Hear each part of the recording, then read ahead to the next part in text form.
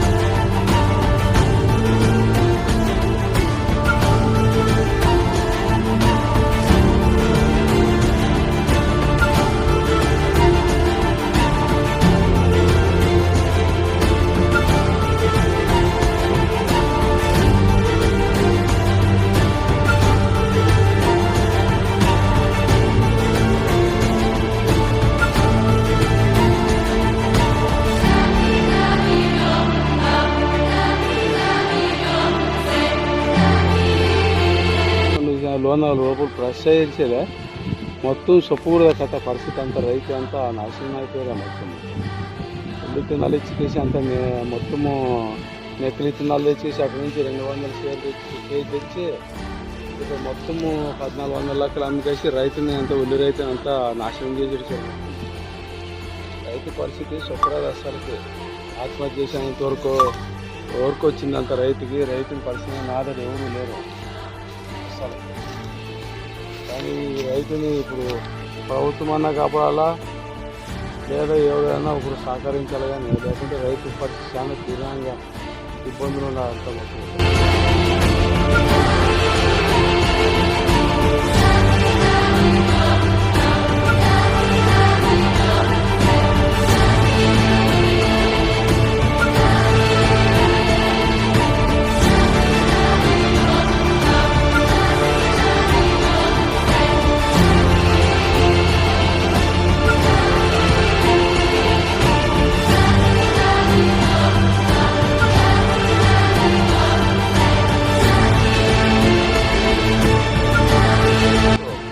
మమ్మల్ని ఇప్పటికైనా రైతులని సహకరించి మేము ఇంతవరకు ఒక దేవునికి తప్ప ఎవరికి నమస్కారం చేయలేదు.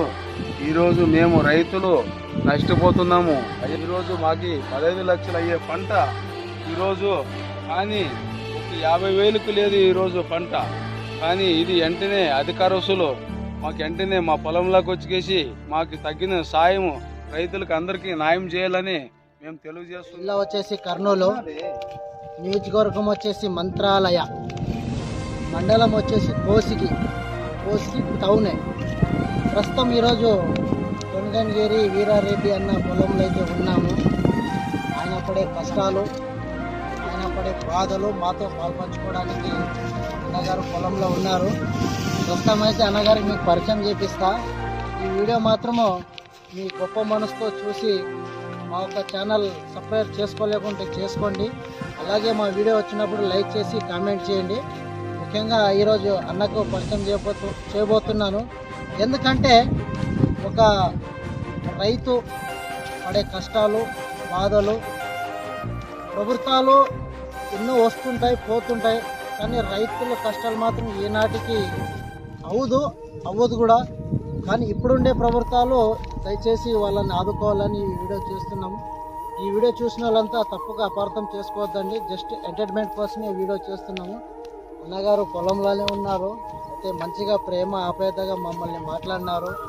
రండి, మేము పడే కష్టాలు మీరు కూడా చూసి ఒక సమాజంలో ఒక సోషల్ మీడియా అనేది ఉంది కాబట్టి ఆ సోషల్ మీడియా ద్వారా ఈ వీడియో మీ ముందుకు తీసుకొస్తున్నాము. అన్నగారు అయితే అక్కడ నిలబడినారు. అంటే ఒక రైతుతో మాట్లాడే హ్యాపీనెస్ ఎట్లా ఉందంటే, కానీ ఒక చెనక్కాయలు గుడ్లు అంటారు మా ఏరియాలో వచ్చేసి. ఆ చెనక్కాయలు తీసుకొని మొదటిసారి మీరు మా పొలానికి వచ్చినారు కాబట్టి చెనక్కాయలు తినండి అని ప్రేమ ఆప్యాయతగా ఇచ్చినారు. రైతులో ఉండే ఆనందం, వాళ్ళు ఆనందంగా ఉంటే దేశం బాగుంటుందని పెద్దలు అంటుంటారు. రండి అన్నట్టు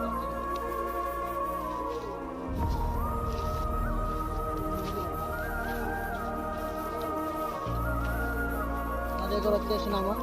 కానీ ఎక్కడైనా బిల్డప్లు చేయొచ్చు, కానీ ఒక రైతుల దగ్గర చేయకూడదని నా ఉద్దేశం. పద్ధతిగా మాట్లాడతాను. కొనగంగేరి వీరారెడ్డి అన్న తెలుసుకుందాం. ఆయన పడే కష్టాలు, రైతులు పడే కష్టాలు అన్న ద్వారా తెలుసుకుందాం. నమస్కారం. మేము వచ్చినప్పుడు మీ పొలంలోన మీ కళ్ళల్లో ఆనందం చూడలేదన్నా, బాధ చూసినాం.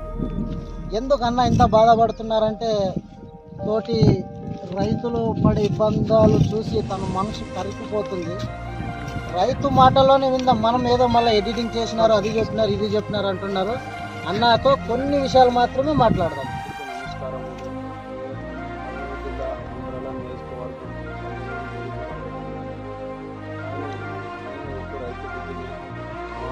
మా బాధలు, రైతుల బాధలు చెప్పుకోవాలంటే సామాన్య విషయం కాదు అంటారు. కానీ ఏదో రైతు అంటే సుఖము, రైతు అంటే ఏదో అభివృద్ధి ఏదో చెప్తారు. కానీ అవన్నీ అబద్ధాలు. రైతు రాత్రి పొగులు అనుకోకుండా, పాము తేలు అనుకోకుండా అంత ఎంత ఇబ్బంది అంటే అంత ఇబ్బంది పడుతున్నారు. కానీ రైతులు ఎవరైనా కానీ ఆదుకోవాలని ప్రభుత్వాన్ని మేము కోరుతున్నాము. ఇక్కడ నకిలీ విత్తనాలు తెచ్చి మాకి 200 షేరుకి విత్తనాలు తెచ్చేసి 1400 అమ్మి ఈరోజు ఉల్లి రేటు 4,500 రూపాయలు క్వింటాల్ పోతున్నవి. కానీ ఈరోజు మాకి 800 ప్యాకెట్లు ఉల్లి అయ్యేవి ఖాళీ 20 ప్యాకెట్లు కూడా కావడం లేదు. 3 ఎకరాలు వేసినాను ఉల్లి. కానీ వెంటనే ఒక రైతుని అధికారులు కలెక్టర్ అయినా కానీ ఎంఆర్ఓ కానీ డిప్యూటీ తహసీల్దార్ కానీ వెంటనే రైతులు పొలాలకు వచ్చేసి చూసి రైతులు పడే కష్టాలు ఆదుకోవాలని మేము మనస్ఫూర్తిగా కోరుతున్నాము. కానీ ఇది ఏదంటే నా ఉప్పు బాధాకరం కాదు, రైతు అంతా చాలా ఎంత ఇబ్బంది అంటే అంత ఇబ్బందుల్లో ఉన్నారు.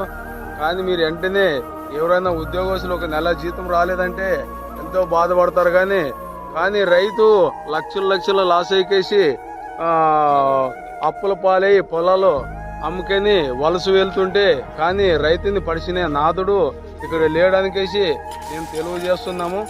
కానీ వెంటనే రైతు బాధాకరణాలు అందరూ వచ్చేసి చూసి బాధలు పడేవన్నీ చూసి మాకు రైతుగా సాయం చేయాలనికేసి మేము తెలియజేస్తున్నాము. అధికారులకి ప్రభుత్వంకి అందరికీ మేము తెలియజేస్తున్నాము.